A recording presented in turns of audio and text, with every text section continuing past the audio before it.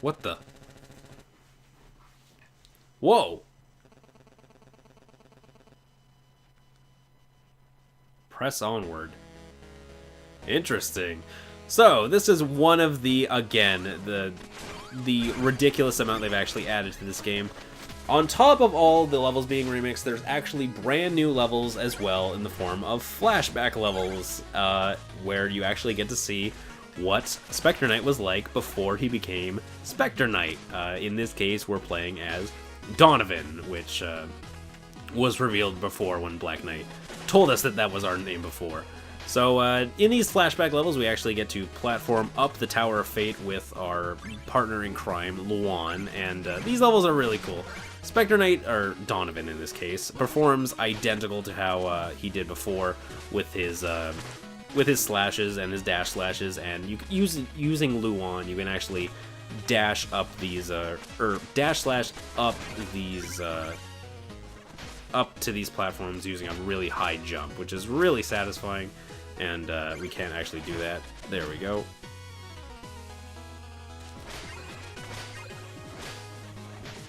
Let's go.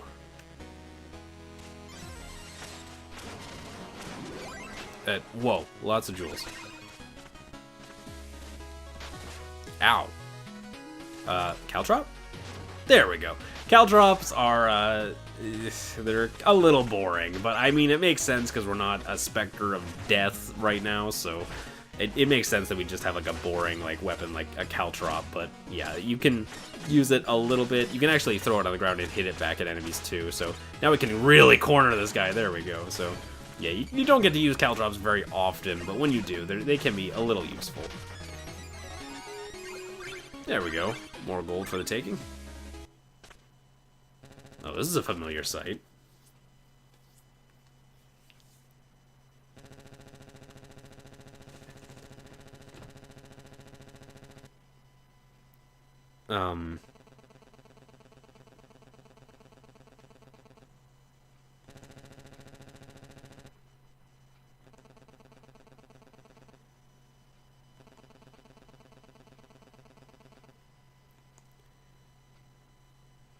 Interesting.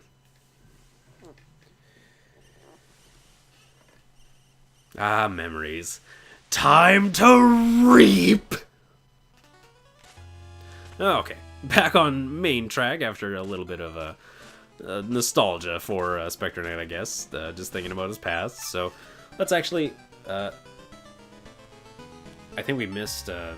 yeah, we totally missed a red skull, because we're supposed to have 10 right now. That's a real shame. Oh well. Let's buy another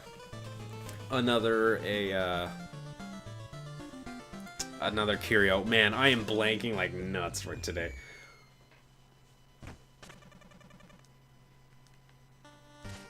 Okay, let's actually test out the Skeletal Sentry, which, again, is just curio. I don't really intend to use it all. So basically, you throw out the Skeletal Sentry, it goes behind you, which is done.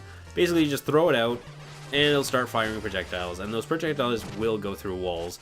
And you can also use the Skeletal Sentry to use as basically a big bomb from the Plague Knight campaign. So you can also use it as that if you want, but I just don't really see a point to... how do I... Oh, I just use this as a bomb. There we go. It's a little cumbersome, and I don't like how much of a delay there is before you can explode it, so I don't know, just another one of those curios that I'd say is just simply not worth using.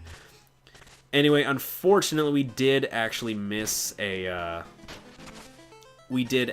something in the stage, so I think we should actually finish up our work at the tower first before we do that, though. Holy crap. Well, at least this guy came along. Maybe he wants to be a part of the Order of No Quarter. Almost. Oh, poor guy. Oh, that's so cool. The wine went down his ribcage. That's awesome. God, the humor in this game is still just as good as it was in the last two campaigns, thankfully. So I guess we could upgrade the throwing sickle, I guess. Sure. And I guess we'll upgrade the skeletal sentry. Like, here's actually a little bit of a complaint I have with Specter of Torment. There seemingly is not a lot to buy your gold on. Like, because you don't really use all the cloaks and you don't really use all the curios, your gold kind of just goes to waste. And there's also plenty of gold too. Like, I never at any point couldn't afford anything in Specter of Torment compared to Plague of Shadows, where there is so much to buy. Like, you're constantly having to make decisions about what's worth buying. But because you can get wisp chests and stuff inside the levels, so you don't have to spend money on those, it makes it so there's like an overabundance of gold in this campaign. Anyway, this guy wants another new guard post, so let's actually... oh, is he gonna stay there? Oh, no, he's moving now. So let's actually just wait for him to move under here. There we go. Oh, green.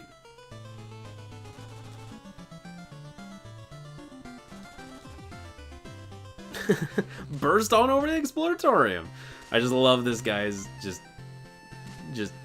morale. You're constantly boosting it by just changing his palette. It's great. Anyway, let's actually talk to the Dark Acolyte and head, I'd say, back to the Lich Yard, because we need to get that last Red Skull. Okay, so I just found the Red Skull I missed. It's actually right there. Frickin' lightning flashing, I knew it. Also, I managed to find the, first off, I'm just gonna grab my gold over here because I accidentally died in this pit. But it doesn't matter because I actually ended up finding where the secret that I missed is. If you look at the lightning flash down here at the bottom left corner of the screen, you can actually see there is a ladder here. Basically, you have to slash this open, which I did, but you actually have to jump to break the floor below you. And then you could head down here into a secret lair.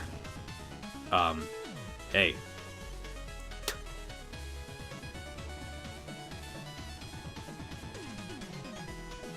Yeah. Good job, buddy. Not a soul. Anyway, so yes, this is the running gag of these, I guess these two campaigns. It's the running gag because in Plague Knight's level, while playing as Plague Knight, you can find his room, and just like that, you can find Specter Knight's room in Specter Knight's level, and you do get an achievement for doing so that I already got when I first played the game. So, as you can see, it's just a bunch of little trinkets over here, a chest, and if you might remember, this is actually the same chest where he kept the locket in, because if you remember from the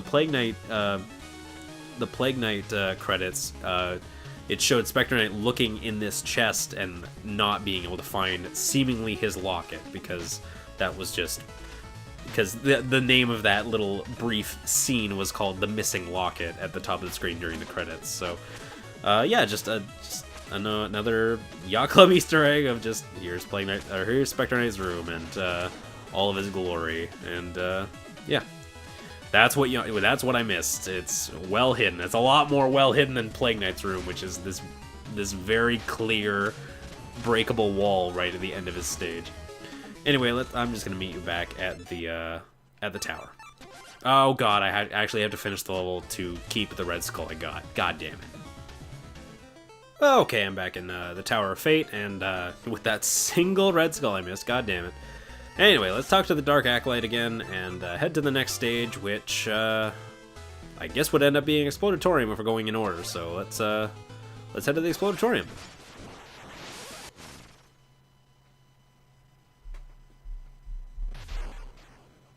This won't be a train wreck. From the shadows. Okay, so this is Exploratorium, and again, if you didn't get enough of Plague Knight in Plague Knight remixes from the last campaign, well, Jake Alvin's here to deliver yet another one. This time, an extremely Mega Man sounding Plague Knight remix. It, like, the soundtrack already sounds like Mega Man, like, a lot in a lot of cases, but this song straight up sounds like Mega Man. It's the instrumentation and everything, so yeah, this remix it's okay. I think Plague of Shadows has better remixes for Plague Knight, but I mean, that was his campaign, so that makes sense. This level, I'd say like Exploratorium is hands down the most dickish level in every campaign it's in. I'd say for Specter Knight though, Explodatorium isn't that bad. I'd honestly say Specter Torment's version of the Explodatorium is the easiest it's been. It's still annoying, but it's not as much of a clusterfuck as it used to be, thankfully. There is, however, water, because we are in a sewer right now, so there's actually, he hasn't clogged up these pipes yet with magic, so, and chemistry, so let's just be a little careful. More careful than we would be. Oh, crap. Okay, remember when I said that this level isn't that bad? I take it back. I just remembered this goddamn mechanic. So because of this water, he is dumping potions into this water, and it creates fire that just spreads throughout the whole water. Like, as you can see, it'll follow the entire trail, and it's a huge dick move. You really have to be self-aware. Speaking of self-aware, this is, without a doubt, the hardest optional thing to find in the game. What you have to do is you have to stand here and hit the potion, and it'll go up and hit this hidden secret. This is without a doubt the best hidden secret in the whole game, just containing a wisp chest too, or a darkness chest. So this was the only stage in the game that I actually missed the chest on and had to backtrack when I first played. So yeah, this one's insanely well hidden. But hey, the darkness is worth it, so... That's not a sentence you'd think you'd hear every day. But hey, the darkness is worth it. Anyway, let's just keep going and try and avoid the chaos that ensues in this place. And I'll give you a little chance to enjoy the music, sure. I don't think I have been giving you enough chances, honestly.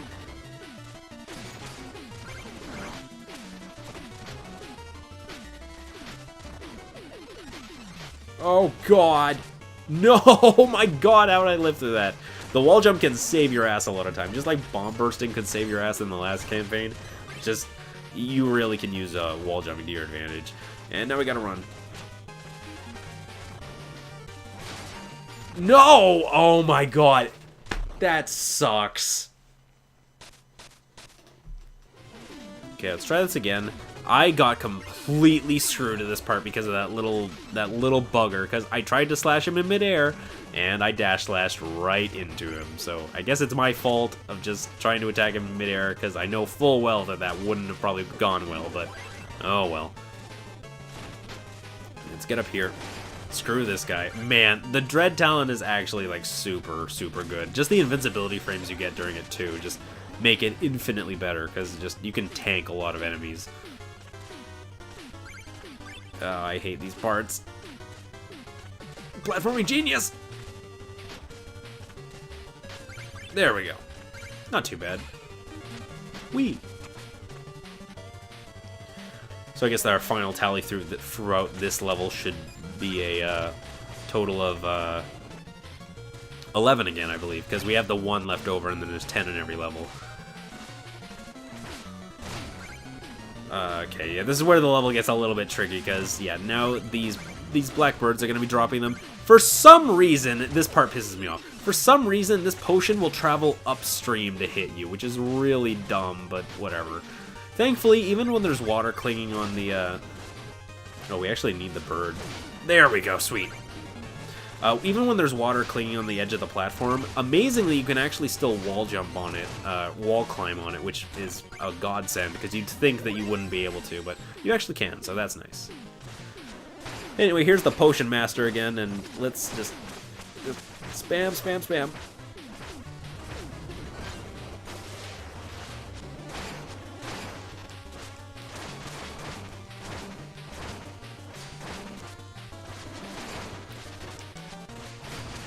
There we go.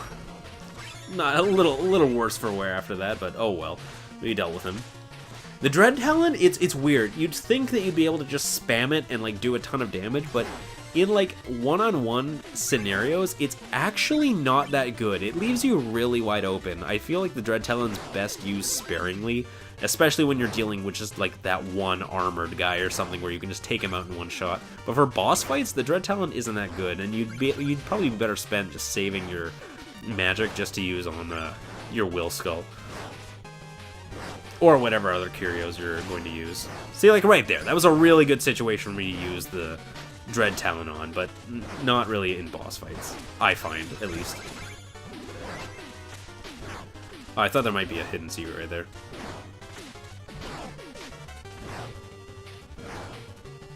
There we go. Nice try. Oh, you assholes. No! Nice try.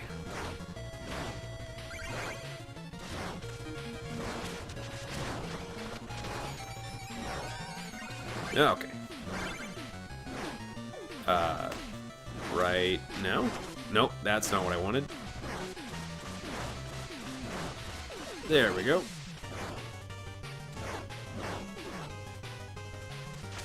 Oh, this looks hard. No! There we go. Man, armored guys, like, I keep saying it over and over again, but I, like, just use the Dread Talon on them, because they're really, really annoying as Specter Knight because of their the shield thing, where you have to hit them above and then below, like Zelda 2 style. So, like, if you just use the Dread Talon, you circumvent the whole thing. Like, screw you guys, basically. Ooh, hidden. Well, that was kind of a weird. All the fire was, like, triggered when I entered the room. Anyway, this chest looks kind of different. Weird. Oh, God. Nice try. Yeah, so that is actually a mimic chest. As you can see, it was actually the cat enemy, the cat minion that you can find at the Enchantress's place. And yeah, they're mimic chests now. There's not very many, but that one definitely caught me off guard the first time I played. Again, you can circumvent the whole thing by just prepping a single Dread Talon strike, which is, I don't know, is definitely the most convenient attack relic that you can get, because like in Shovel of by the way, the original Shovel Knight campaign has been, because like every Shovel Knight campaign has a subtitle except for Shovel Knight, they actually they've actually rebranded it as Shovel of Hope, which is it's kind of hard getting used to it because I'm so used to just calling it the Shovel Knight campaign, but yeah, now it's actually called Shovel of Hope, which is interesting. Anyway, in that campaign, you got the Flare Wand right away, and it was the most useful. And in Play of Shadows, you got the Big Boom, which was the most useful. But in this, I think it's the Dread Talon, honestly, as far as combat goes.